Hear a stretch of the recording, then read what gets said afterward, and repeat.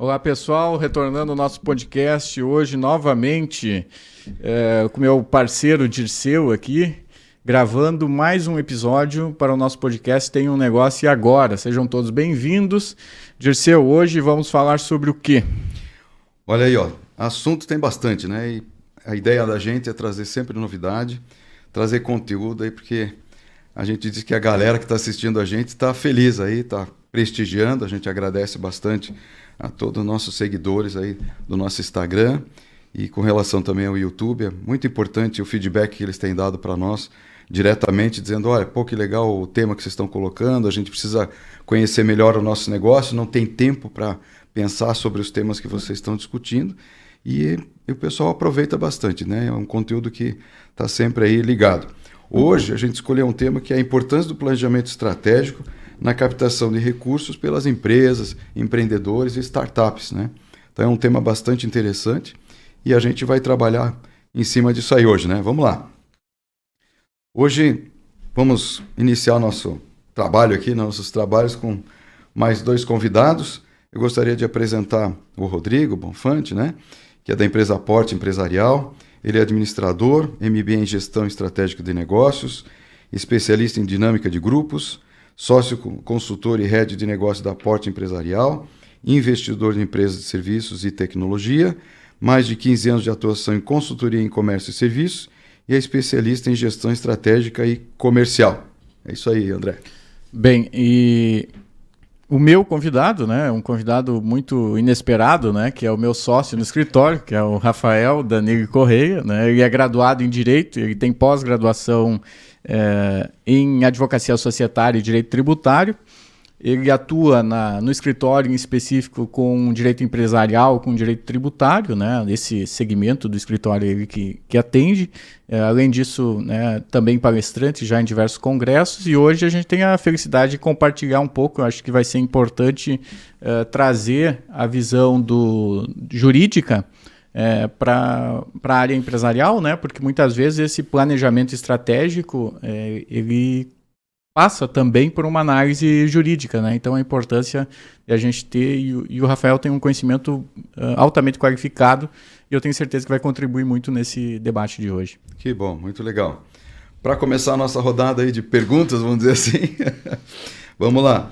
A ideia é a seguinte, ó, muitos falam do planejamento estratégico, mas poucos sabem por que ele existe e como executá-lo de forma eficiente. Qual a opinião de vocês sobre o tema?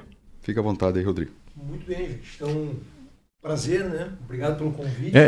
De novo aqui, eu já vou pedir tempo aí, né? Primeiro, vamos dar oportunidade para os nossos convidados também falarem um pouco da carreira deles, né? Sim. Eu acho que é importante, além da gente falar brevemente o currículo e a formação, né? Mas às vezes a gente não falou tudo. Verdade. Então, antes de entrar na pergunta, que eu sei que tu já quer responder imediatamente, fala um pouco da tua carreira, a mesma coisa do Rafael depois, falar um pouco da formação, enfim, a atuação, o que faz hoje, né? Legal. E depois entramos na... Respondendo, exatamente. Muito bem, gente. Então, privilégio, né? Prazer. Um privilégio, né? Obrigado aí pelo convite de estar aqui, né? Falar de negócio é uma coisa que gostamos muito, né? O nosso dia a dia acaba sendo, né? Falar de negócios aí, de certa forma. E falando rapidamente, então, né? O meu papel, eu atuei por 14... Vim da área comercial, né? Trabalhei no corporativo de empresas como TIM e da Claro, né? Na área corp deles. Migrei para o Sebrae, trabalhei por 12 anos vinculado ao Sebrae no Rio Grande do Sul, né? E aí, posterior a isso, ingressei na Aporte. Então, o meu core de entrega acaba sendo sempre, né, esse olhar de estratégia, desenhar estratégia, né, focado muitas vezes, né, na atuação comercial ou de expansão dos negócios, né? E a Aporte, como um todo, a gente está aqui recém-chegados, né? Nós existimos há 12 anos enquanto empresa, mas estamos em Itajaí há 2, que é o tempo que eu vim para cá, há 1 ano, né, com um escritório no centro Embraed, ali em Itajaí, né? Então essa brevemente, né, de uma forma rápida aí, o meu core de negócios ele é exatamente isso. Então essa pergunta, né, eu comentava com o Dirceu, né, tem um negócio e agora, né? Ela é realmente, né, o empresário não se faz isso essa pergunta vem só depois, né? Exato. Ela é exatamente... Na verdade, a pergunta é uma provocação, mas a realidade é o contrário, né? Exato. Agora, daí vem, agora, tem um negócio, né? E daí, o que eu vou fazer, né? O que eu faço? Exatamente. Porque aí começa o planejamento, né? Então, assim, muitas vezes os negócios eles surgem, né? Exatamente desse movimento de ver uma oportunidade ou ter uma necessidade e se empreende, né? E hoje é muito mais fácil, de certa forma, né? É você colocar um negócio, manter ele é outra história, né? Perfeito. E aí entra exatamente esse viés de que nós não temos a cultura do planejamento. Acho que esse é um ponto importante, né? De ser assim com relação à abordagem inicial. Começa que nós não temos a cultura do planejamento. O planejamento nós não fomos ensinados a planejar, né? Nem financeiramente, nem como negócios, nem como vida, né? O plano de vida. O plano de vida é meio Zeca Pagodinho, né? Deixa a vida me levar. Vida é viver, só. Deixa a vida me levar. Então, aqui a gente tem um gap, né? E quando a gente vai para os negócios, isso acaba agravando, né? De certa forma, né? Ainda mais. Eu vou te pedir para te repetir a pergunta aí, Dirceu, por gentileza, que... É assim, o que a gente coloca é que primeiro a gente não tem essa cultura do planejamento estratégico. É só quando a água bate que a gente vai descobrir como fazer. E segundo que qual é a melhor forma de executá-lo, né? Muitas vezes a pessoa cria um planejamento estratégico, vem alguém na empresa, coloca o planejamento estratégico e ele não sabe nem como executar. Então qual é o papel das empresas de consultoria, dos negócios que a gente tem para ter orientação. Da mesma forma que você tem um bom contador, você tem que ter um bom orientador nesse sentido, né? Não só ter um planejamento no papel, vamos dizer assim. Exato. Bom, aqui vale, né, uma máxima que a gente sempre usa como uma analogia, que é uma viagem, né? Assim, mapa não é território, a gente sempre fala isso, né? Então o fato de você construir um plano não significa que tudo aquilo que você vai acontecer é exatamente aquilo que está no plano, né? Então essa máxima do mapa não é território é o que nós usamos hoje na consultoria, dizendo, olha, o que a gente vai construir aqui, ele é um mapa. Né? Mas o território é exatamente o executar esse planejamento. O primeiro passo, né, que a gente deve pensar, né, e aí cada um dentro das suas escolhas, é exatamente os resultados, muitas vezes, que você está tendo sem planejar são esses. Agora, imagina se a gente consegue ter um desenho do que pode acontecer enquanto negócio, o quanto que isso pode te levar a melhorar essa performance, em termos de resultado, né, de uma forma geral. A forma de planejar, né? Não tem a forma certa ou errada, né? Mas muitas vezes, a maioria, né, de certa forma, dos empresários, né, por não ter a cultura de planejamento, a gente usa o planejamento mental. Não, tá tudo aqui, né? Não, tá desenhado, o sucesso está desenhado aí, né? E aí existem várias metodologias enquanto planejamento, né? E a questão que a gente sempre traz não é sobre a ferramenta em si, né? Mas a necessidade de você fazer uma escolha e desenhar esse mapa, com várias metodologias que tem, né, de uma forma geral. Existem vários consultores, várias empresas hoje de apoio à consultoria, e o grande papel, né, associado à própria lógica do mentor, o papel do consultor ele está muito próximo disso, é exatamente desenhar, né, ser consultado sobre algumas decisões. Né? Então essa é a nossa grande entrega. E o planejamento é isso. A gente usar a expertise de vários negócios, né? Hoje nós vamos há 12 anos com Contaporte, a gente atende em vários segmentos, entender para o negócio qual é o que cabe, né, para aquele negócio. Então, como ferramentas existem várias, a gente sempre faz um olhar de escolher a que se adapta, né? Assim como é melhor ter um software ou um Excel.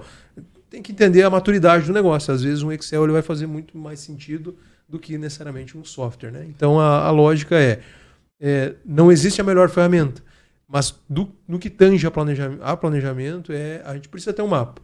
Né? E aí a pergunta qual é o seu mapa? Né? Qual é o mapa que você está utilizando hoje? Né? Perfeito. É importante. Vamos lá. Eu acho muito interessante porque as colocações que ele põe na mesa é basicamente o que um advogado tem que fazer também, né, quando ele é consultado por um cliente. As pessoas pensam muito no advogado como um fator que é utilizado quando o problema vem, mas ele tem que estar ali para evitar que o problema venha. Aí falam muito que o advogado é o emissor do caos, né? Que ele vê problema em tudo. Esse contrato, por que tem tanta cláusula? Por que tem tanta discussão? Mas por quê? Porque a gente está tentando prever o que pode dar de errado, qual pode ser o problema de eventual situação, desse eventual negócio, e evitar que ele aconteça. Isso está dentro do planejamento, né? Então, acho que são segmentos que andam juntos, né? São muito parecidos. Acho que daí saiu a expressão advogado do diabo. Porque o cara sempre tem que fazer uma pergunta para estragar, né? Tava indo bem, todo mundo tava conversando, resolvendo as coisas da empresa, daí o cara, mas e se? Porra, cara, mas não era pra estragar aqui o ambiente, né? Tem uma frase que usam muito, que é que o advogado faz o contrato pro divórcio, né? Não é pro casamento. Então... todos os contratos têm que ser feitos pensando no divórcio, não no casamento, porque daí o casamento é só festa, né? O divórcio que é o que vai pegar pra... Né? Mas o papel do advogado do diabo, né? Essa expressão, só pra falar, eu gosto muito de história, filosofia, enfim, gosto de ler bastante. O advogado do diabo é um cargo que existe na Igreja Católica, né? Quando se tem um milagre, que se é registrado a ocorrência de um milagre, é designado o chamado advogado do diabo, justamente para fazer questionar a existência ou não do milagre. Então, por isso que ele leva o nome, que ele está fazendo a vez do diabo, para tentar derrubar o milagre que alguém disse que aconteceu. Que alguém disse que aconteceu. Sim. Então é um cargo que existe. Isso daí é uma expressão literal. É literal, exatamente. Vê que o podcast é cultura também. Muito bom. A gente colocou também que dentro do planejamento estratégico hoje e com as mudanças econômicas que a gente está tendo no país, o que pode influenciar bastante as empresas vai ser a questão tributária. Então eu gostaria assim, da participação de vocês, cada um na sua área, o que gostaria de discutir um pouco sobre esse tema. Eu posso afirmar com todas as certezas que o aspecto tributário é muito relevante, né, no planejamento. A gente pode começar até pela própria complexidade, né, do sistema tributário. Muitas vezes a gente não tem nem a segurança, o empresário não tem a segurança de como vai ser o futuro dele, né? E atuando na área, a gente vê que tem muitos problemas no decorrer, até em situações do dia a dia. O empresário ele está atuando já há 6 meses, 1 ano, 5 anos e de repente vem um problema. Pô, mas eu faço isso faz 5 anos. Meu amigo, então eu tenho uma notícia para te dar. Uma boa e uma ruim. Uma boa e uma ruim, exato. A boa é que provavelmente prescreveu algumas coisas, né? E a ruim é que a prescrição tem 5 anos. Exatamente. Então, ele é um fator muito relevante. Tem muito essa história de que o Estado é o seu maior sócio e não deixa de ser uma realidade, né? Então, esse prospecto, essa análise do que vai vir à frente, como você consegue condensar eventualmente a sua operação para conseguir enquadrar ela num regime ou numa forma tributária mais benéfica, com certeza é o que vai te dar a margem lá na frente, que vai te dar esse poder de competitividade, né? Então, de fato, penso eu ser muito relevante. Não sei. Uma das coisas, né? Isso é uma pergunta que a gente estava há pouco tempo reunido, né? O grupo de sócios aí, falando exatamente disso, né? A gente traz para a mesa isso ou ainda não, né? Porque em função da própria, né, da reforma, enfim, tudo que está desenhado aí para acontecer, a gente fala disso agora, né? Conta agora, tipo assim, conta agora ou conta depois. Em algum momento a gente vai ter que contar, né? Mas a grande questão, né, no que envolve isso, e aí a gente começa a olhar dentro de uma lógica de quando a gente fala de planejamento, né? Sim, isso tem um impacto, né? O tamanho do impacto a gente ainda não sabe quando a gente vai falar de planejamento. Da mesma forma que quando a gente trabalhava planejamento há um período atrás, né, e não é tanto tempo assim atrás, a gente organizava planejamento para ciclos de médio e longo prazo. Né, de 5, 10 anos. A gente olhava exatamente um horizonte de 20 anos. A dinâmica mudou. Vamos colocar 20 anos aí para frente. A dinâmica mudou. Pelo menos. Não existe isso hoje, né? A gente não consegue olhar a longo prazo com, né, esse timeline aí. A grande questão, né, que aí a gente tem que olhar, bom, o quanto essas mudanças afetam dentro de de segmentos diferentes de negócio. Né? Porque alguns vai ter um impacto muito maior, outros impactos menores. Né? E aí a gente não tem nem a segurança hoje dentro de um planejamento de conseguir mensurar o tamanho desses impactos. Né? Então, acho que, né, doutor, cabe ainda um olhar assim sobre o que a gente, dentro do planejamento, o que a gente gere de certa forma. Porque às vezes a gente traz também essa preocupação de uma coisa que a gente tem uma ingerência. Exato. A gente não controla isso. Mas o que dentro de um planejamento, então, a gente controla. Né? E aí cabe, então, né, dentro desse olhar. E eu fazendo um recorte aqui, se me permite, puxando a brasa para o advogado, né? A importância do advogado é justamente nesse claro, tem que fazer o advogado é importante para fazer a defesa em questões, né, pontuais ali que a empresa venha no contencioso, exatamente. Mas a principal, e eu acho que aí é relevante, a verdadeira importância do advogado tributário está justamente no planejamento, tá? Por quê? Porque no planejamento o advogado tributário pode buscar instrumentos, formas, métodos, né, de evitar o pagamento de tributo ou de minorar a carga tributária para aquela empresa. né? A gente tem, por exemplo, situações, e é clássico no direito tributário, casos que são clássicos, né? A mudança do bombom para wafer, né? Você pega um exemplo ali, né? Mudou a embalagem, mudou um pouquinho a composição, caiu de IPI, eu não lembro agora, Rafael, mas caiu para zero. Tipo, tinha, sei lá, 10%, caiu para zero. Você pega o sorvete do McDonald's, também, mesma coisa, não é sorvete. Eu não lembro o termo agora, o Rafael que vai saber, mas mudou lá, assim, né? Daí você vai dizer, para o cliente não mudou nada. Para o cliente igual. É a mesma coisa, mas para a empresa aumentou a margem. E da onde que veio isso? Veio de um planejamento tributário. Então a importância do planejamento tributário ele é relevante justamente nesse ponto, né? Para você, antes de fazer, você identificar uma situação, uma possibilidade de redução, de aumento de margem, né? Então a relevância está ali. Pode falar. Não, e até porque tem alguns pontos, às vezes, que a experiência que o operador jurídico vai ter, a visão que ele vai ter do negócio, que muitas vezes o empresário não vai ter. O empresário ele tem o costume de ser muito objetivo, de resolver. Ele lida resolvendo problemas naturalmente e às vezes ele não tem o conhecimento, às vezes, e isso é de se esperar, sobretudo, né, por não ser uma pessoa diretamente vinculada à área jurídica, mas ele pode achar soluções que ele acha que são brilhantes, mas que juridicamente não são. E aí tem alguns casos que são emblemáticos. A título de planejamento tributário, que era o que a gente estava falando um pouco antes, a pessoa não quer pagar, por exemplo, ITBI. Vamos fazer o quê? Vamos abrir uma PJ, eu e você de sócio, eu boto um imóvel, você bota outro, a gente dissolve, eu fico com o teu imóvel, tu fica com o meu. A gente acabou de fazer uma permuta simulada. O empresário vai falar, pô, que ideia maravilhosa, né? Não vou pagar nada. Tem outra, agora eu lembrei de outra. Genial também, é uma ideia genial. Assim, ó, o cara tem um restaurante, ou presta serviço, e tem maquininha de cartão. Daí, para não estourar o Simples Nacional, ele bota 2, 3 maquininhas de cartão, né? Cada CNPJ. Uma num CNPJ.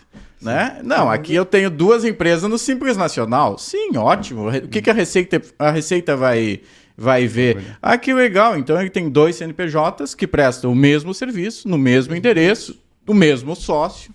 E cai na mesma conta. Retira para a mesma conta. Né? Será que isso daqui não é um grupo econômico? Será que isso daqui não merece ser passar um pente fino aqui, caracterizar grupo econômico e aplicar multa? Multa da Receita Federal está 200%. A gente está tendo essa discussão agora de multa. Agora não, né? Sempre teve. E a gente espera que acabe logo essa discussão, mas as multas da Receita Federal são muito pesadas. A gente já tem o estabelecimento de uma multa isolada ali em 100%. Discute-se ali se a qualificada de 150% é possível ou não, a moratória em 20%. Até pouco tempo a gente tinha uma multa absurda para o caso de você buscar uma compensação. Pô, você acredita que tem direito a uma compensação, vai lá na Receita Federal, solicita da maior boa-fé, a Receita fala, acho que você não tem direito, mas tu vai pagar essa multinha aqui, tá? Só porque você achou que você tinha esse direito. Pô, era um absurdo. E daí você pega, por exemplo, a questão do planejamento que o Rafael pontuou, né? O empresário não tem que saber. É óbvio que ele não tem que saber que 2 maquininhas ele não pode ter em CNPJs diferentes, com a mesma atividade, no mesmo lugar. Tá, tudo bem, tem algumas coisas que a gente pressupõe que na boa-fé a pessoa tenha que saber, né? Mas ele não é obrigado a saber disso. Agora, ele pode contar com uma assessoria, ele pode contar com um planejamento para ele, olha, qual o melhor cenário que eu tenho aqui? Entende? Vale a pena eu ter esse risco? Entende? E uma das coisas, né, que acho que é extremamente importante assim, a gente falar é exatamente dentro dessa lógica, assim, o papel de uma consultoria ela acaba sendo muito como um articulador, né?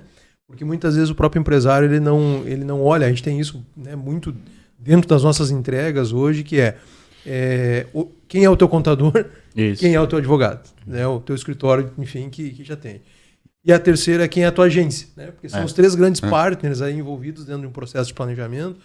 E normalmente a agência ele tem, o contador obrigatoriamente, mas o advogado só quando dá problema.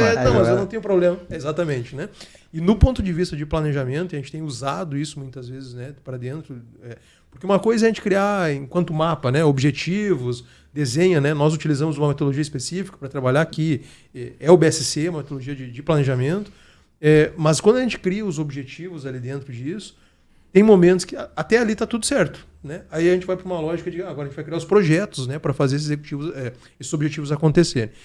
E aí é um momento que normalmente a gente chama, né? Bom, beleza, quem que é o teu advogado? E aí, Mas para quê? Tô bem.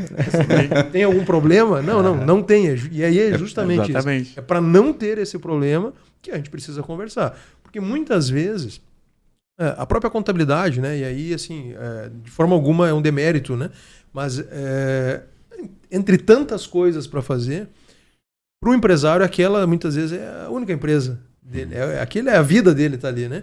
Para o escritório de contabilidade, nem sempre se trabalha uma contabilidade gerencial. E aí Perfeito. as informações do ponto de vista tributário... Isso vale para a advocacia também, tá? Você tem escritórios, por exemplo, que advogam em massa, que eles não estão nem aí. Processo é só por demanda, não é por orientação. Exatamente. Não é Agora você tem aquele escritório também que é personalizado, Tem que um vai termo. atender. Tem um termo que eles usam que eu gosto de replicar, que parece uma tentativa de comoditização do serviço prestado. Você não tem como exigir do contador também um serviço exemplar se você quer pagar para ele meio salário mínimo por empresa. Exato. Como é que o contador também é uma empresa? Ele também está gerindo um negócio ali. Para ele conseguir trabalhar de uma forma adequada, por exemplo, no tratamento de uma empresa, ele precisa receber de forma equivalente, né, ao trabalho que ele vai prestar.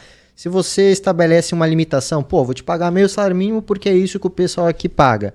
O que ele vai fazer? Ele vai pegar 50 empresas a meio salário mínimo, vai estabelecer o tempo, o custo que ele tem com cada funcionário, vai trabalhar aqui, só vai ficar preenchendo folha, preenchendo o arquivo, preenchendo SPED, aí ele acaba não tendo tempo para justamente, às vezes, visualizar alguns gargalos que a empresa tem, poder, às vezes, ajustar, orientar, tem uma solução aqui que a gente pode fazer isso, vai facilitar aqui. São cuidados que tem que ser discutido, né? E o próprio demandar, né? Porque às vezes não está no escopo de entrega de um escritório, seja ele de advocacia, seja ele, né, de contabilidade. Mas é o papel do empresário, né? Quando a gente fala, a gente usa um termo que é locus de controle, né? Dentro da lógica de comportamento empreendedor. O que é o locus de controle? Pessoas que olham para aquilo que acontece e dizem que a culpa é do meio, né? O problema tá externo, né? E as pessoas que olham, não, eu tenho que olhar para o que eu estou fazendo. E aqui dentro dessa lógica, o locus de controle é extremamente importante, né? Porque a gente entender exatamente isso. Bom, o que eu, enquanto empresário, não estou fazendo e que poderia fazer? Sentar com o contador, procurar um advogado e falar do seu negócio e dizer assim, olha, eu preciso de uma orientação nesse momento, né? Fazer uma consulta é um grande passo, né, para isso. Perfeito. Você veja que nessa linha aí, olhando as empresas de modo geral no Brasil, vem o lado da cultura também, aumentou imposto, o empresário brasileiro de modo geral pensa, vamos sonegar, em vez de ir atrás de orientação. Ele quer depois pegar a multa, chamar o advogado para resolver o que ele não resolveu antes. Aí quer chamar o padre para fazer um milagre, né? Então, assim, vem a questão cultural, né, de você querer fugir de pagar imposto. A nossa empresa tem mais de 70 anos. Várias vezes os órgãos federais, estaduais, municipais entravam em contato direto conosco, ligava para a empresa e escuta, pega a nota fiscal tal, fornecedor tal. Quantas peças tem aí? Tanto. Qual é o preço? Tanto. Por que eles faziam isso? Porque a nossa empresa pagava até o centavo de uma porca vendida no balcão de peças, que custava R$1. E ele ligava para nós para saber o seguinte, qual é a nota calçada do fornecedor? Se eu tenho 10 peças aqui, ele botou lá uma, né? Então, assim, a cultura que tem que mudar. Porque a empresa não importa se ela é pequena, se ela é um MEI, se ela é pequena empresa, média empresa, vai sair caro não fazer certo. Então, hoje, que nem o Rodrigo comentou, um bom contador, pagar justamente o contador. Porque você querer que por meio salário ele resolva o teu problema, infelizmente, não está sendo nem justo com o que ele tem para prestar de serviço, porque ele pode ter muita capacidade, mas não é de graça, né? Ele teve que estudar para saber o que ele está falando ali. E, ao mesmo tempo, o empresário tem que enxergar que aquilo é investimento para não correr riscos que lá na frente ele vai se arrepender. Porque hoje, para quebrar uma empresa, basta ela errar 5 anos em algum tributo pesado que ela quebra. O capital de giro das empresas reduziu, as dificuldades são tanto. Não precisa nem tanto tempo. Exato. Então, é melhor fazer certo e estar com um monitoramento de um bom contador, bons advogados que possam acompanhar o que a empresa pode fazer, pedir na justiça aquilo que ela recolheu indevidamente, que não é dela, ou não é de acordo com o planejamento tributário dela. Enfim, trabalhar honestamente, Porque se todos pagarem proporcional àquilo que realmente tem que pagar, o recurso que o governo vai ter é muito maior do que ele tem hoje. E vai ser um recurso quente, um recurso legal, que tem que retornar e nós temos que cobrar o retorno. Aí que vem o que todo mundo fala, mas eu não vou pagar porque eu não tenho retorno. Mas também se alguém pega ele, quebra a firma, quer dizer, tem que escolher o que você quer. Né? Mas a gente também tem outro ponto, agora vamos defender um pouco, né? A gente tem uma carga tributária no Brasil absurda. Sim. Tá? É uma carga tributária absurda no Brasil, que a perspectiva aí com a reforma tributária é que ela seja majorada, né? Você pega, por exemplo, o prestador de serviço, que é a maioria, né, do mercado brasileiro são prestadores de serviço. Com a reforma tributária, a indústria saiu positiva, o IPI baixou, mas o prestador de serviço ele vai subir. Né? Ele vai subir, eu acho que dificilmente vai ficar menos de 20% o tributo. E o ISS, perdão. E o ISS hoje ele tem um limitador de 5%. Varia de cada município, porque ele é um tributo municipal, mas ele tem um teto que é de 5% e que vai para 20%. Normalmente está em 2 e 3, né? Por exemplo, na região aqui a média é 2, em alguns municípios 3. É difícil você achar um município que tenha 5, tá? Mas com a reforma tributária o ISS vai para 20%. Então, a previsão, né? A previsão, tem gente falando em 25, falando em 18, 15. Mas a gente só está falando de ISS. Ainda tem imposto de renda, né? Ainda tem outros tributos. Tem a surpresinha que vem depois, porque ainda vai vir a regulação do imposto de renda depois, né? É a promessa. Então, isso aqui é só a primeira leva.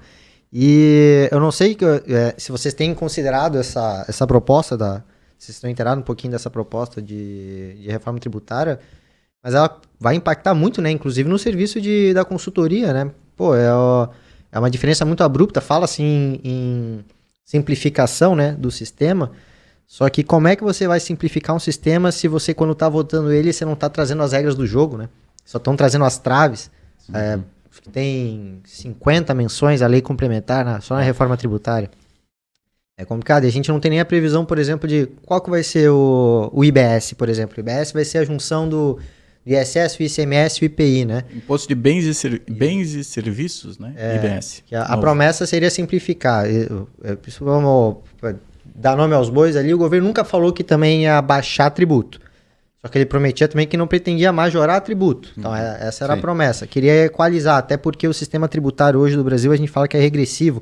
Ele é muito irrazoável. Ele tributa proporcionalmente mais quem não tem condições do que quem tinha. Tanto é que só agora está se falando em tributar o IPVA, por exemplo, de lanches e aeronaves. O Fusca, de quem precisa desse carro para ir trabalhar, era tributado. Agora, a lancha de quem está curtindo no final de semana, não. Então, o sistema em si, ele já é regressivo e isso demandava uma alteração? Demandava. Só que agora a gente tá falando de um país continental, de muitas empresas, a gente está falando de um tema muito importante, que reflete muito na própria operação de cada empresa. Como é que você faz uma reforma em que você vai colocar um setor que estava preparado para 2%, 3% de tributo, vai jogar ele talvez para 20%, porque a gente não tem essa certeza, né? Como é que tu faz isso sem estabelecer as regras agora? Falava-se em diminuir de 5 tributos para 2, mas na realidade não é bem isso que a gente acaba vendo, né? Porque eles criam 2 tributos com a reforma. 2 dos tributos que eles estão simplificando são idênticos, né? Que são a PIS e a COFINS. As leis foram efetivamente copiadas, são idênticas as leis. Então, às vezes parece até um pouco de má fé com o próprio contribuinte, sabe?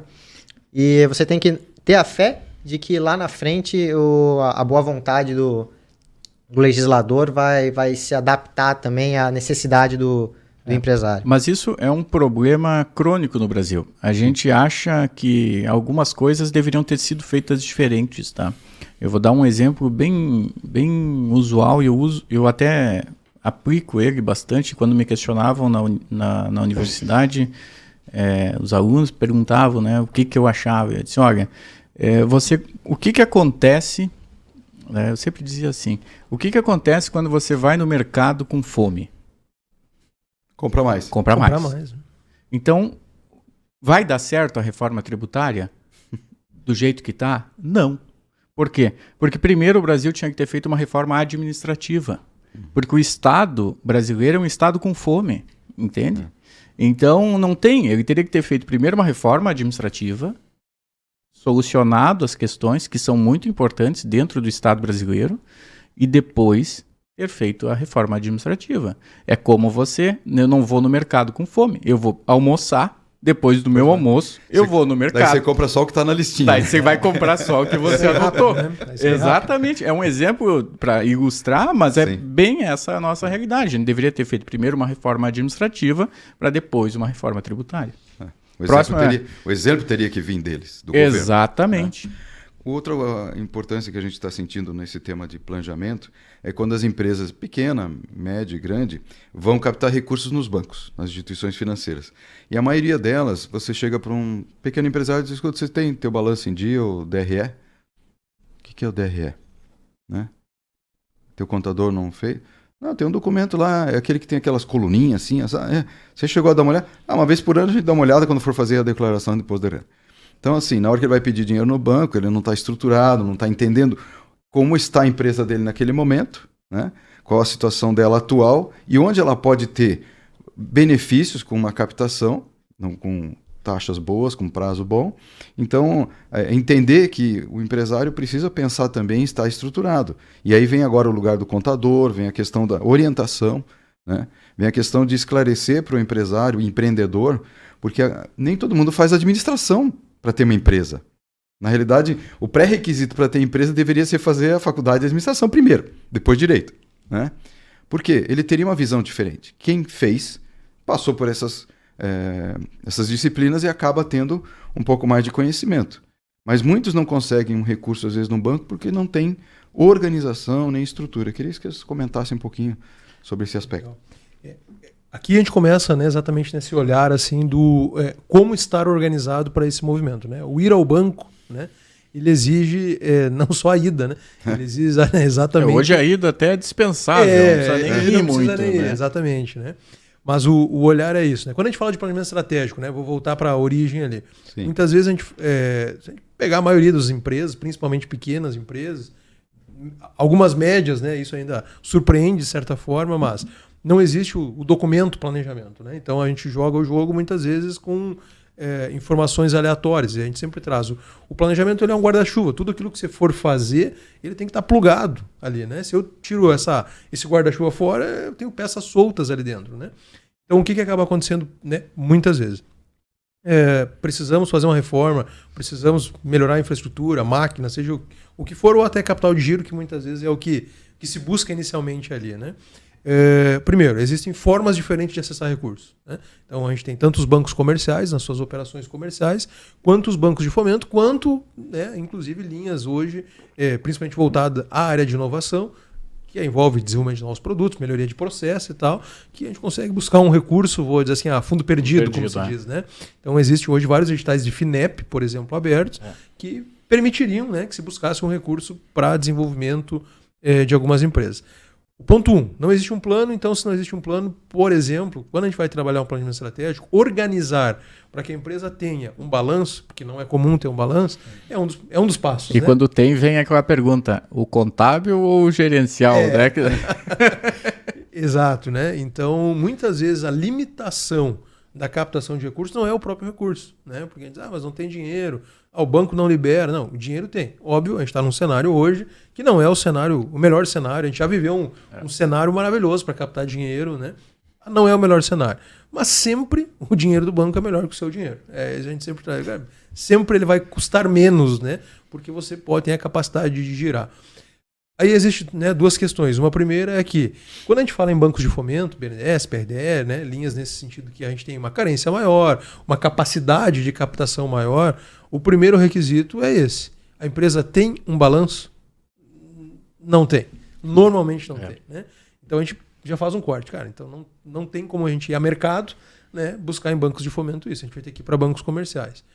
Em bancos comerciais, a gente vai precisar ter um DRE, a gente precisa ter né? Então existe uma mínima estrutura que tem que ser organizada. E a gente sempre diz, olha, não dá para a gente organizar a estrutura, a gente precisa preparar isso. Então, nos projetos de captação, normalmente quando a gente entra, no nosso caso, por exemplo, a gente cobra na taxa de sucesso. A gente teve até hoje um projeto que foi negado, porque infelizmente o cliente no meio do projeto acabou negativando, né? E aí não teve o que acontecer.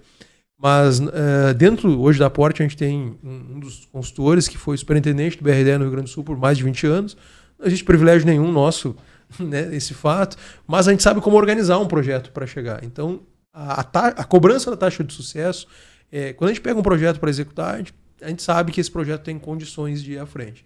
Mas o primeiro crivo é exatamente essas duas perguntas. Tem balanço ou tem DRE? Não, não tem balanço. Bom, então a gente já tira aqui as melhores linhas em muitos momentos na forma de captar, né?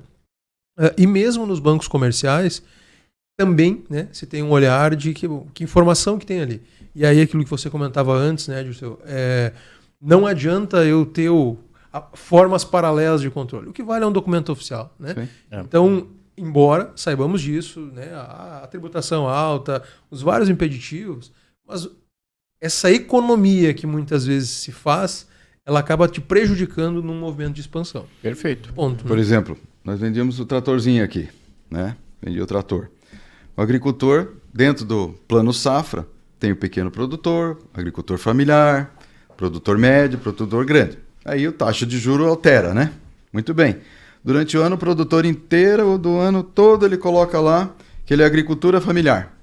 O limite dele é tanto, ele paga tanto de imposto, belezinha. Aí ele vai lá comprar esse trator aqui, que o limite na agricultura familiar é 200 mil. Só que ele custa 300 o trator. Ah, mas eu tenho uma renda maior, porque eu planto mais a soja lá, não sei onde planto. Mas onde é que está escrito que você tem a soja que tem mais isso, mais aquilo? O banco só vai olhar que você é um agricultor familiar que tem só 3 hectares. Como é que você vai comprar um trator de 300 mil reais? Então, esse tipo de economia que a maioria pensa, que a gente, vamos taxar aí como uma economia burra, né? No sentido de que o mundo mudou, né? As coisas mudaram. Você pensa que quando meu avô começou o negócio, ou quando meu pai estava presente ainda, nos anos 80 e 90, você ainda tinha o relacionamento de chegar no gerente. O gerente do Banco do Brasil permanecia mais anos naquele local. Conhecia os agricultores, conhecia os empresários, ele mesmo sabia quem era sério e quem não era, quem pagava conta e quem não pagava. E muita gente acha que está nesse tempo. E chega lá, não, mas a minha empresa tem 30 anos. Lá quando meu pai começou, quando meu avô começou, meu Deus, né? Minha empresa é tal, botando a razão social na frente. O cara do banco diz assim, filho, traz os papelzinhos para mim e depois nós conversa. Então, é o que você está dizendo, tem que se organizar. É muito importante, né, que isso seja amplamente divulgado para as pessoas começarem a perceber quão caro é você não respeitar o compliance da empresa, né? Sim. Veja, aqui a gente está comentando do problema que a própria empresa vai gerar no próprio crescimento dela futuramente quando ela for precisar captar recursos. E a gente não está nem considerando o fato de se a Receita Federal, por exemplo, tomar conhecimento do que está sendo feito. Porque, aí você faz essa retificação, olha só, que curioso, né? Ou de um ano para o outro muda, a pessoa estava ganhando 100 mil ano, agora está ganhando 5 milhões ano, de um ano para o outro. Isso vai levantando alertas, né, as red flags que a gente fala. Então é importante que as pessoas tenham conhecimento disso, tenham dimensão de quão periculoso é você não respeitar esse compliance. Né? A gente brinca que quando acontece isso, que a empresa começa a expor o número que é real, que ele descobriu a nota de 100 fêmea. Aí ele começou a multiplicar. Né? Porque o cara da Receita vai dizer, o que você está fazendo? Né? Estava escondido debaixo do colchão, o que você fez aí, né? Mas enfim. Mas é um dos requisitos, né? Eu acho que cabe, é importante a gente salientar isso, assim, de que não é fácil ser uma empresa 100% fiscal. Claro, não é? Tem desafio. Você vai ter um sócio que não trabalha, pega 30% para ele, se desmotiva. Não tem como, né? A gente vai dizer, né, para não sermos demagogos, né? É óbvio que não é fácil. Agora, no entanto, ser uma empresa o mais fiscal possível, o ideal é o 100% fiscal, ela vai te gerar principalmente benefício no que tange a expansão. Né? Claro. Porque você vai precisar buscar recursos. E aí é mais barato, né? Embora a gente está falando, hoje não é o melhor cenário para captação de recursos, não é o melhor cenário. Mas ainda assim ele é melhor do que você usar o seu recurso próprio. Porque aí o risco não está empregado na tua mão, o risco acaba sendo tomado justamente por quem empresta, né? E, obviamente, é por isso que a gente paga juro, porque ele calcula essa análise de risco, né, nessa cedência de dinheiro. Só que o que comprova, o que valida a minha capacidade de pagamento é o que eu tenho documentado, né, para fazer esse movimento. Mas dizendo, né, de certa forma, hoje ainda existem, né, aí são linhas diversas que tem para se buscar recursos, né, e muito focado no que, né, se quer. E aí volta para o planejamento. Então, a gente tem que pensar uma expansão lá no início. A gente quer fazer expansão ano que vem, vai precisar máquina ano que vem, vai precisar aumentar a estrutura ano que vem. Então, tá. Então a gente tem que desenhar contabilmente, juridicamente, como é que a gente vai formatar os acordos de sócio, a entrada de sócio, porque uma das formas de captar recurso é exatamente, né, uma entrada de um sócio investidor. Isso. E aí muitas vezes não se prepara juridicamente um acordo para esse momento, nem para entrada nem para saída. Não, e o próprio compliance para o próprio valuation da empresa, né? Pô, se você quer a entrada de um sócio, vale muito mais a pena, você consegue valorizar muito mais a empresa se você tiver tudo documentado. Esse terceiro, pode ser um terceiro ou não, mas esse terceiro ele comparece, verifica a documentação, se interessa, isso valoriza a empresa e no final é só ganho para o empresário, né? É só ganho considerando também todo o passivo que ele vai ter que arcar com isso, obviamente, mas é uma vantagem, assim, inquestionável para o empresário. É o que a gente estava comentando também. Dentro dessa mesma linha de captação, tem a questão de que muita gente quer vender a empresa. Chegou no ponto, no auge dela, uma startup ou qualquer empresa que seja, chega num ponto que ela quer vender. E se ela não está bem estruturada nessa questão financeira, organizacional, compliance e tudo mais, ela não vai ter condições de apresentar esse produto para venda.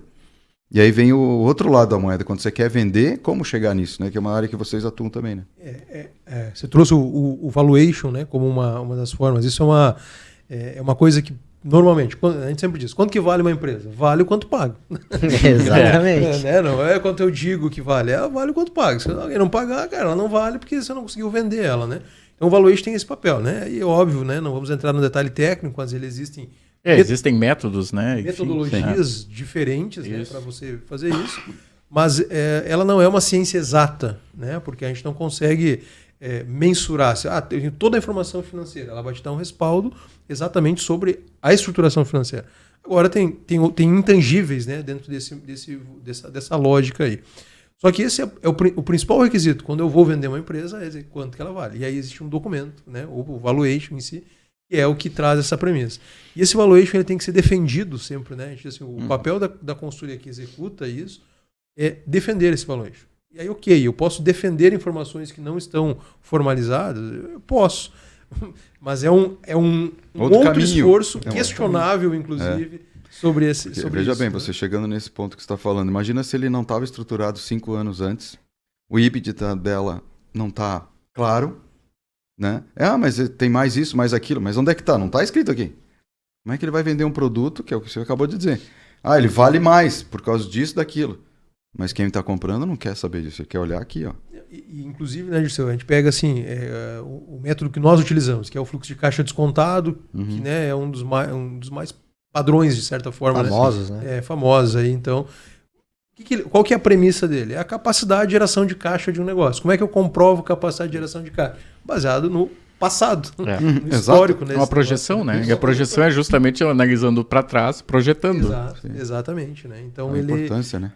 Ter esses dados, né, controlados, né, e olhando isso, e aí vou voltar, né, vou puxar sempre o ponto para o planejamento, que é entender assim, bom, hoje as empresas podem nascer para serem vendidas. Pode. Há tempos atrás, a gente vendeu uma empresa, parecia assim, tá quebrado. Quebrou. Tá exatamente. Mal. Quebrou. Tá mal. O cara quebrou. O cara quebrou, né? E hoje não. Hoje o contexto grandes ideias se vendem. Hoje dentro exatamente. Mas é uma mudança de cultura isso. Ainda está muito embrionário, mas a gente vê. A gente já vê. A gente tem clientes, fala mais isso nos startups. Isso, a gente tem clientes que estão trabalhando justamente em vendas e para vender empresa. E é interessante, a gente está acompanhando, inclusive, um cliente no escritório que está trabalhando justamente nisso. Ele chegou num momento que a empresa dele está valendo em torno de 15 milhões e ele está trabalhando para a venda da empresa dele. Nós atendemos, a nossa entrada, que era o que ele, não dizer que uma empresa de 15 milhões tem que ser vendida, não é isso que eu estou falando, estou dizendo que era o que ele havia planejado, o dia que chegasse em tal valor, eu vou partir daqui e iniciar outra empresa. Vou fazer o equity da empresa. Exatamente. Aí, né? Fazer a saída ali. E isso é usado, hoje a gente tem vários clientes que estão no mapa a expansão a partir de compra de outro negócio. Exato. De operações complementares, alguns, e outras operações diretas, né, que tem a ver exatamente com o core, né, daquele negócio. Então, do ponto de vista de estratégia, ela é uma ótima estratégia. É você comprar uma empresa já em funcionamento, em operação, só que aí, se ela né, se a pessoa está comprando, está exatamente entrando na área, ela tem uma noção clara sobre o que é real e o que não é real, né? Isso, então, isso. É um cara de mercado. É um cara de mercado. Sim.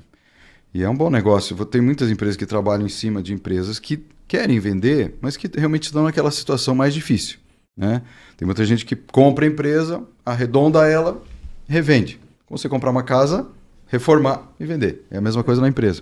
E outros não, que fazem justamente isso. Chega num ponto, eles não, daqui para frente eu saio desse negócio e quero fundar uma outra empresa, criar um outro negócio, vou para um outro segmento totalmente diferente. Então tem várias estratégias que ele pode utilizar. E às vezes na própria orientação de avançar, nós temos um cliente, por exemplo, que a orientação dada a ele é cresça mais para vender a empresa. O empresário cansou, ele não quero mais, cansei. A empresa é redondinha, funcionando, é bonita, aqueles cases bonitos assim, né? Informação controlada, a informação está aqui, sempre ela entregue. Mas uma das coisas que diz assim, olha, a tua empresa vale X e se a gente organizar, fechar novos contratos, fazer um movimento de 1 ano, a gente quase que dobra o valor, o valuation dela. Então, ao invés de desacelerar agora, continua acelerando, né? A venda de empresa tem isso. Quero vender uma empresa. Cara, então é pé no fundo. Sim, não tira o pé. Não tira o pé. Quanto mais vender, mais vai valer. O processo também demora um pouquinho mais. Aí, óbvio que varia nesse pelos período, valores. muita gente começa a pensar em vender e diz assim, não, agora eu vou largar, porque eu estou vendendo. E a empresa começa a fazer assim. Aí daqui 1 ano, quando aparecer o comprador, cara, mas esse número não é isso. Ao contrário, exatamente. Perde. Enfim, um outro tema bacana para a gente trabalhar é que hoje tem muito desafio nas empresas de pequeno e médio porte, de modo geral, né? E nesse cenário econômico, quais os desafios que você acha que mais vai pegar agora, tirando a parte tributária que a gente já comentou, o que você acha que pega mais no empreendedor, na pequena empresa, o que ela tem de dificuldade? Partindo da premissa que o Brasil é um país com muito planejamento, né? A gente todos os empresários planejam tudo, né? Então, partindo dessa premissa, né? O sócio ele não usa a conta PJ como se fosse jamais ele paga o cartão de crédito dele com a conta PJ. Criança, nada não, disso. Isso não, em países do leste europeu, mundos, né? em países do leste europeu mundos. isso é muito comum, mas aqui no Brasil não. Eu ia dizer em outros mundos, eu ia dizer que nem nesse mundo não aconteceu, mas então, a gente tem uma situação que a gente sempre traz, né? Os momentos de crise, né? E aí eu vou usar uma analogia, a gente costuma dizer que quando a gente tem situações estáveis, né? A gente pode pular nos galhos e não interessa o tamanho do galho, a gente vai conseguir firmar ali porque não está balançando, né? A árvore não está balançando. Então, e a gente entra num momento que quando a árvore balança, que realmente o gorila, o mais forte talvez é o que vai conseguir se manter ali, né? Muitos macaquinhos, né, como a gente diz, acabam caindo porque não tem a força suficiente para ficar, né, aguentar esse balanço aí, né, que se tem. Sim. A gente está vivendo um contexto de forma geral, né, o que a gente viveu, né, a gente sempre fala dentro de nem o mais pessimista dos planejadores traria a pandemia como um fator de risco numa análise SWOT lá, dizendo assim, não, uma pandemia, vamos prever uma pandemia, o que pode acontecer? Não veio, né? Ainda não descobri alguém que disse, não, bolinha de cristal, né? Nós tínhamos pandemia na SWOT aqui. Então, estava no radar. Estava no radar. O rebote do que a gente está vivendo, pós-pandemia, mais cenário econômico, mais situações de que muitas vezes a gente se exime, né? Uma guerra não tem nada a ver com... Tem diretamente a ver, né? A gente tem contextos regionais, né? Aos quais a gente está inseridos, né? Que também nos reflete aí. E aí, normalmente, né? A procura, assim, a venda, né? Onde aparece isso? Né? Eu estou com problema de fluxo de caixa. Preciso vender mais, né? Esse é o primeiro movimento que acaba acontecendo aí. O que a gente sempre traz, olha, possivelmente esse é só o sintoma, né? A causa, ela é outra, né? Dentro desse olhar. Então, o primeiro movimento que a gente vê que vai acontecer, ele passa pela análise financeira dos negócios, né? Das empresas entenderem financeiramente como que elas estão estruturadas ou como que elas podem estar estruturadas. Mas aí tem a notícia boa, né? Então, de forma... Planejamento de novo, né? Como macro, mas dizendo assim, onde é que vai apertar? Obviamente que é na escassez do recurso, né, financeiro dentro disso. Certo. Mas não necessariamente a venda vai resolver, né? Porque se eu tiver uma informação de preço errada, vender mais só me prejudica, né? Mas aí existem 2 movimentos hoje que já dando como saída, né, como uma alternativa. Existe uma possibilidade hoje, por exemplo, para quem tem dinheiro captado em banco, enfim, de uma reestruturação de dívida, né? Então, uma renegociação de certa forma, mas olhar para isso e entender que isso é do mercado, vai acontecer. Historicamente, a agricultura, né, se a gente for buscar olhar, a gente tem ciclos de safras muito boas, de safras péssimas, né? E se a gente olhar colocar 100 anos num mapa aí, a gente vai enxergar exatamente que esses ciclos tendem a se repetir. Na economia, a gente faz esse mesmo desenho. Se a gente colocar aí os últimos 100 anos, você vai enxergar ciclos, né, de pico. Não é uma linha reta, né? O crescimento não se faz numa linha reta, né? Exato. Ele vai em decréscimo. E aí a gente entra nessa lógica de que a gente consegue antever algumas coisas, né? Então, assim, isso vai ter uma saída. Esse é um ponto principal. O reestruturar dívidas, né? Quando a gente traz aqui, por exemplo, entendendo que o financeiro é um dos principais gargalos nesse momento, ele parece muitas vezes, nossa, mas eu não vou no banco dizer que eu tenho que falar eu tenho que mexer nisso. Não, ele é a melhor alternativa. Você chega lá e diz assim, olha, eu quero reestruturar a minha dívida. Transparência. Né? Transparência, né? Então, dando um ponto de saída, esse é um caminho. Ele é um serviço que existe, a Porte oferece, mas outras empresas também oferecem. Sim. E aí entra de novo.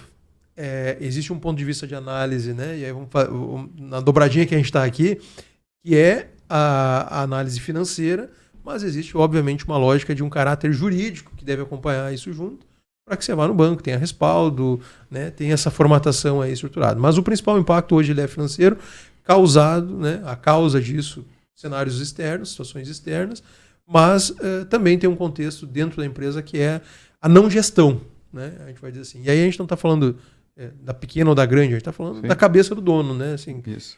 Quem de nós, quem das pessoas que, né, de alguma forma está nos acompanhando, vai nos assistir, olha para o seu mapa.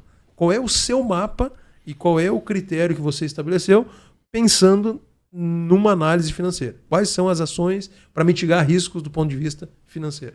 É o que mais vai pegar como nesse momento agora, né? É isso aí.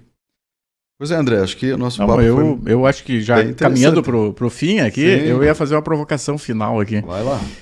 Pra gente fazer um corte depois, cada um dos dois.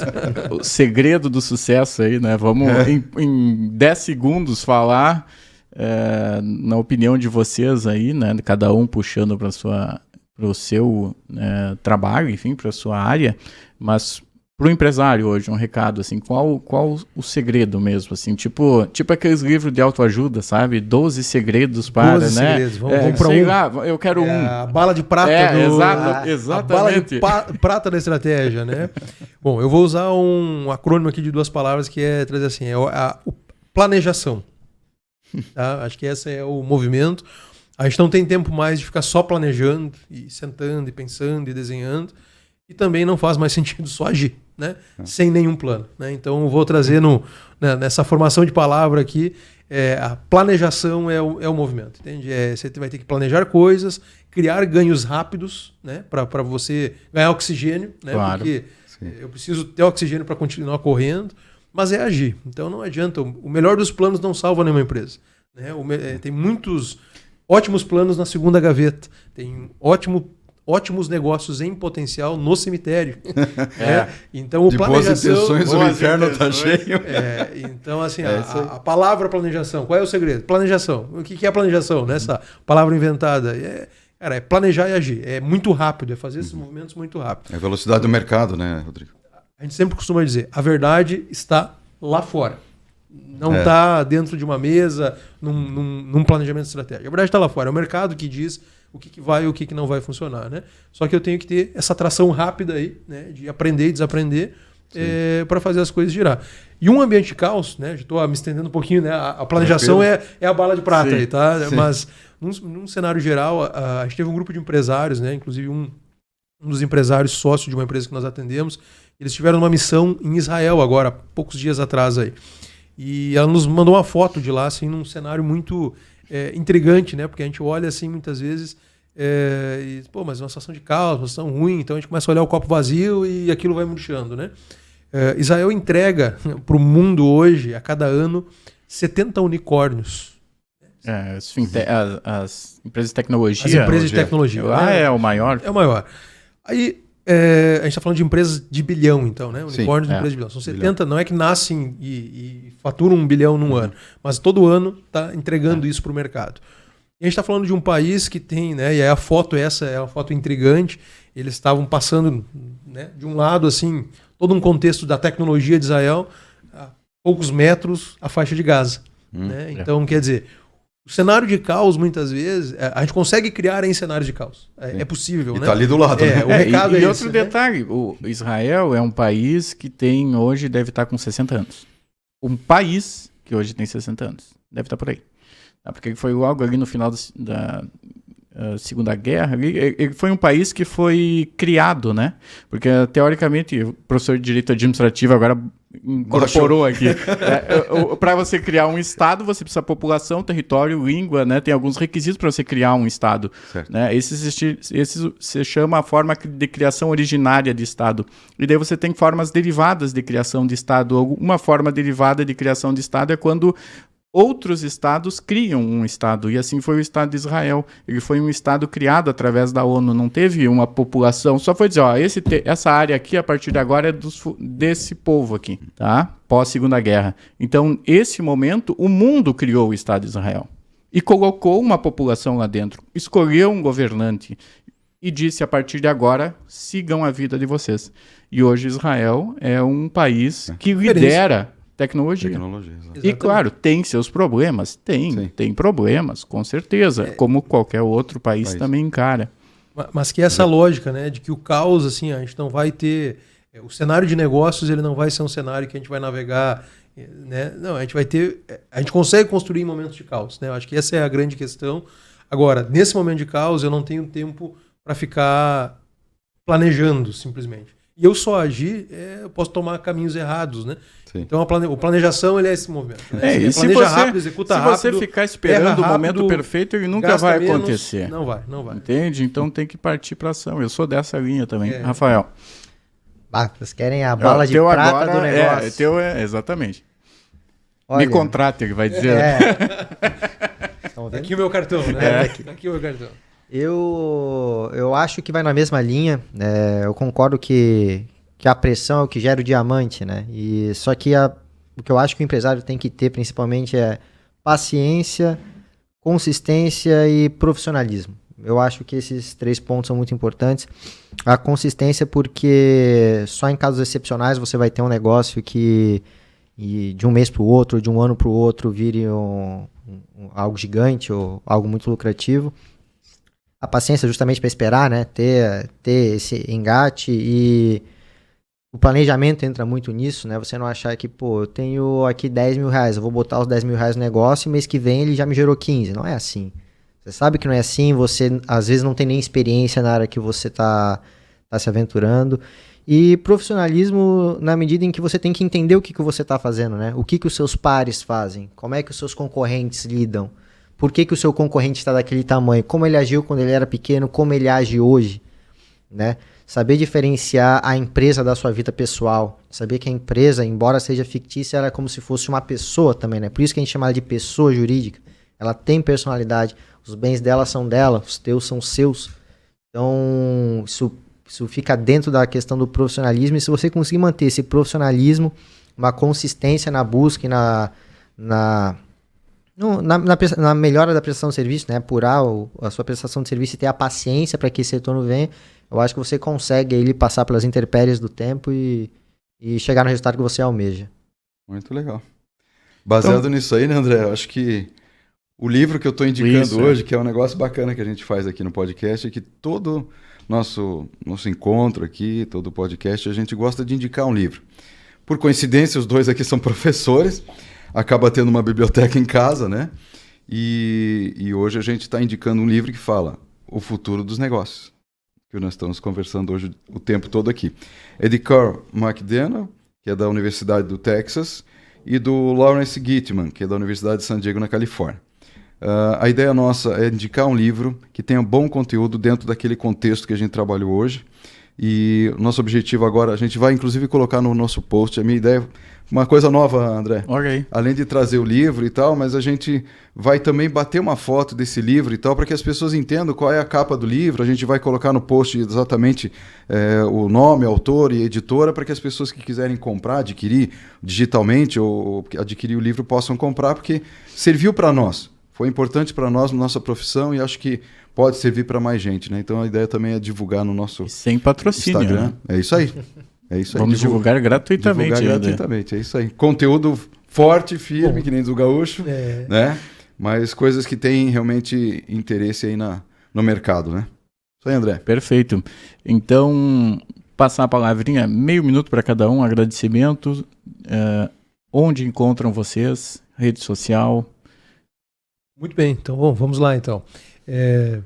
Novamente, né, a Porte fica à disposição, né, de quem em algum momento ouvir aí esse podcast, ouvir, né, essa gravação. Nós estamos no Rio Grande do Sul, na cidade de Passo Fundo, em Santa Maria, também no Rio Grande do Sul. Estamos aqui em Itajaí, no Centro Empresarial Embraed, na Avenida Marcos Conder, né, no centro de Itajaí. As nossas redes sociais, né, o nosso site, enfim, é a Porte Empresarial, o site aporteempresarial.com.br, né? Então, estamos à disposição aí para tomar um café, né, para receber, sempre tomar um café. Eu digo, café e negócio é duas coisas que sempre funcionam, Eu ia né? dizer, você não sabe o que você está me oferecendo. Advogado viciado em café, né? Mas você vai ter que preparar uma térmica de café. A gente sempre fala que duas coisas que não podem faltar em negócios, estratégia e café, né? Então, e aí ficamos à disposição, né, para recebê-los também no escritório ou através dos nossos canais digitais aí. Obrigado mais uma vez pela recepção. Bom, Bindeia Correia Advogados Associados, né? A gente trabalha aqui em Itajaí. Nossa sede fica no Lion Center, próximo ali ao antigo Porto, eu posso falar já assim, porque hoje é só tem nada, ó. Só um pátio. É um pátio, exatamente. Basicamente isso. O Instagram é bc.advogado. Como mencionamos aqui, a gente trabalha na área empresarial, tributário, planejamento, e vai ser um prazer receber qualquer um que tenha interesse ou tenha necessidade, né, de algum serviço. Estamos lá para tomar um café ou um uísque também. Opa. Tem uísque de café. Não, licor de café. Licor de Licor de café. café, que é importante. Tá E bem. seria isso. Agradecer a oportunidade de estar aqui, tá? E esperar que outras ocorram também, outros convites. Muito bom. Nós que agradecemos aí, né, André? Importante essa participação. Acho que esse compartilhamento de informações, de estudos que a gente faz e gostaria de transmitir isso para muitos empresários e empreendedores, dá uma dimensão de que a empresa pode ir para frente. Tem muita gente com medo de tocar o negócio porque não tem conhecimento. Mas hoje sabe-se que você sozinho não faz nada. Então procurem profissionais que entendam do que fazem, que possam te auxiliar, que nem você falou, um bom contador, um bom escritório de advocacia, pessoas que entendam da tua expertise, que possam trocar experiência. O network é importante e a gente vê que o podcast hoje, para nós, ele não é só importante para a divulgação dos nossos trabalhos, mas as informações que a gente passa aqui para os empresários, elas esclarecem muitas coisas de forma clara, tranquila, com uma linguagem que todo mundo pode compreender, e isso é o objetivo nosso, é compartilhar.